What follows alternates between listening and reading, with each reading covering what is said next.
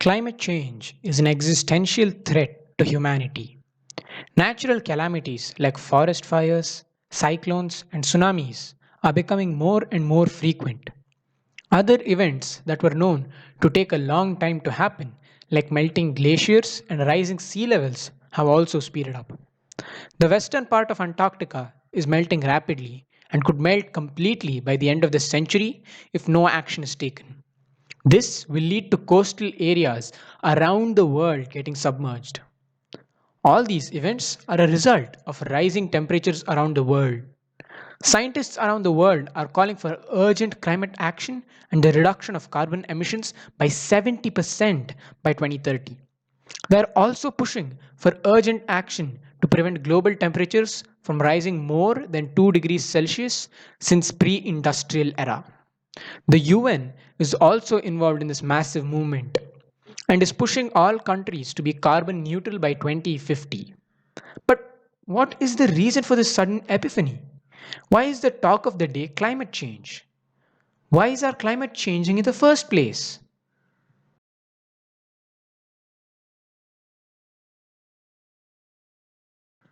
Before industrialization, carbon emissions by humans was low and the greenhouse effect, which is the trapping of solar heat by greenhouse gases like carbon dioxide and methane, happened at a pace considered healthy for the planet. But ever since industrialization, heavy industries burn and are still burning coal and other fossil fuels at an unprecedented rate to manufacture goods. Fossil fuels were used at alarming rates due to the development of society and the invention of technology which required them. Also, the extraction of the fossil fuels by fracking led to huge quantities of methane being put into the atmosphere.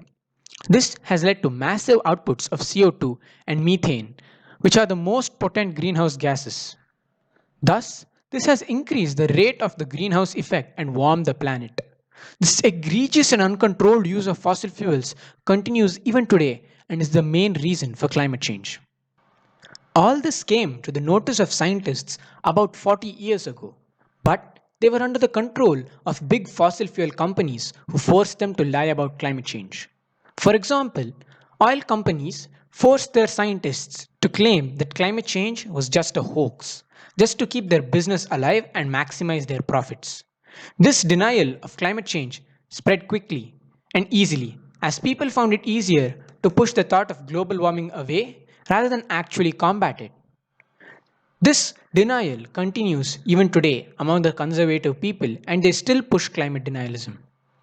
The fossil fuel industry is in the act too, as their profits would be hurt if they had to comply with new environmental standards. But fossil fuel companies are not the only ones involved in climate change.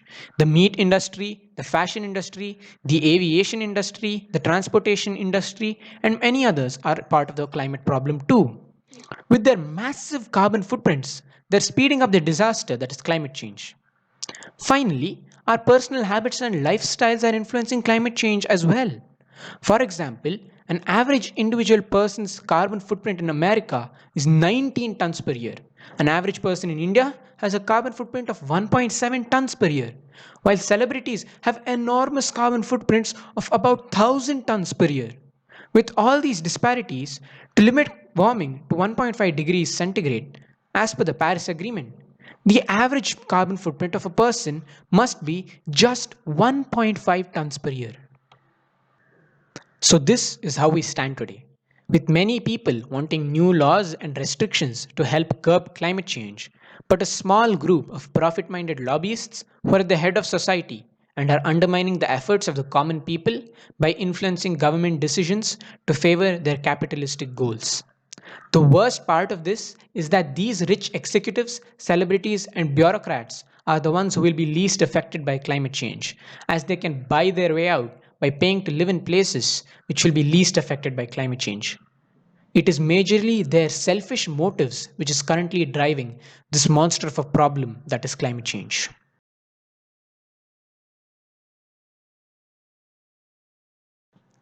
To help solve this monstrous problem of climate change, we as individuals must first switch to renewable and carbon free forms of energy to power our houses and vehicles.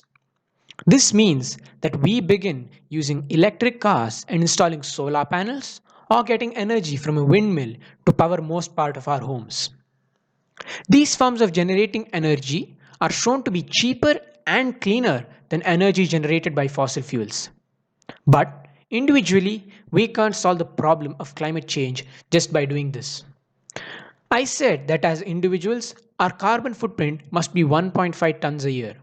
But seeing our current lifestyles and unsustainable living, this is nearly impossible. This is why we must also push the government to pass climate laws. We must elect strong politicians who are ready to fight the fossil fuel industry and support the Green New Deal for a better climate and future. Since we as individuals are switching over to and using renewable energy, many industries would come up to supply renewable energy. This would create many jobs in the renewable energy sector. The government now must help the workers in the declining fossil fuel industry to easily find jobs in the renewable energy sector. This way, the workers are not negatively affected in our fight against climate change. But the solution I just mentioned is very narrow. It doesn't entirely solve climate change, as there are many industries other than the fossil fuel industry that are aiding climate change. Stopping the working of these industries is nearly impossible as they are deeply embedded in our day to day lives. So, we must reduce the effect these industries have in our lives. This means a major revamp to our lifestyle and personal habits. The meat industry is extremely carbon intensive. This industry alone has a carbon footprint greater than the entire transportation industry, including aviation. In the meat industry, the beef and mutton and dairy industries are the most carbon intensive. This is because cows and sheep are ruminants and release a lot of methane as flatulence. Methane is 84 times more potent a greenhouse gas than carbon dioxide in the short term. So, rearing these animals for their meat or milk is extremely harmful to the planet. Also, these animals need a lot of grain to be fed, precisely 1 billion tons of grain per year. And this grain can be used to feed 3.5 billion people. Growing this grain for people and animals makes the carbon footprint of the agricultural sector more due to the need for more fertilizers, water, and pesticides. Also, processing the meat before consumption is carbon intensive as it requires large quantities of water, about 20,000 liters per kg of meat, which could have been used for agriculture. This makes rearing animals for meat eaters unsustainable. Hence, we must try and reduce meat and milk intake or completely stop it. A good alternative for meat eaters would be plant based meat, which is exactly like meat but made out of plants. It is healthy, has the same taste, and is good for the planet.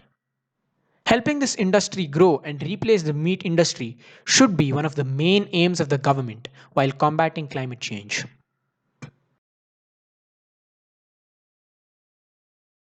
Transportation is an industry which has a high carbon footprint too. Cars, planes, ships, trucks, and most other vehicles run on fossil fuels. This means that they release a lot of carbon dioxide in burning petroleum. Using these for our commute is bad enough, and using them to get our food is worse. Buying vegetables grown in a far off place means that a lot of fuel had to have been used to transport them to your locality. This means a lot of greenhouse gas emissions. This is why buying veggies grown locally is more beneficial as the fuel used for transportation would be less. For all of this to happen, the government must promote self sufficiency in food for the country and reduce imports and exports to reduce greenhouse gas emissions.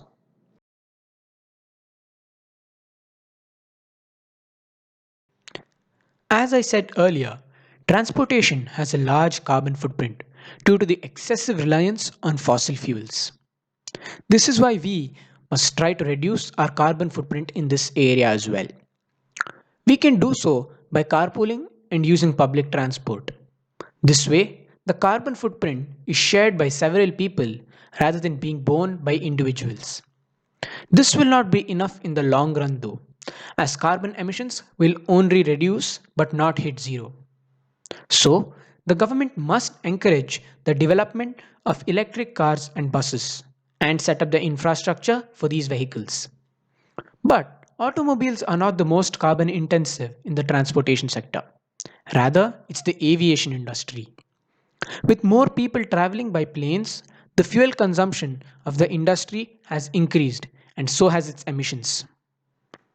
Also, companies tend to fly planes even if they are not full to keep their slots at airports, which means a lot of jet fuel is wasted on a few passengers. Due to this, the aviation industry is one of the major carbon dioxide emitters. To change this, the government must make and enforce strict laws on the aviation industry to curb its carbon dioxide emissions and also push the aviation industry to use less polluting fuels.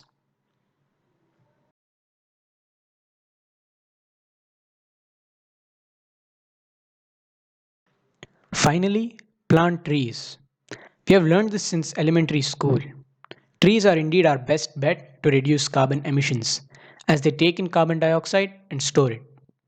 Along with this, we must stop cutting trees and burning them, as that releases the carbon stored in them.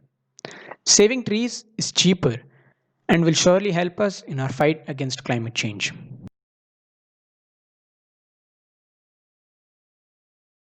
Each of us must commit to spreading awareness about the climate and influencing others to go green.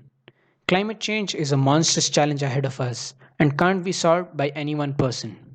The more we delay and do not take action, the more tipping points we cross and make climate change irreversible. We must take urgent action right now, for humanity risks extinction if we do not.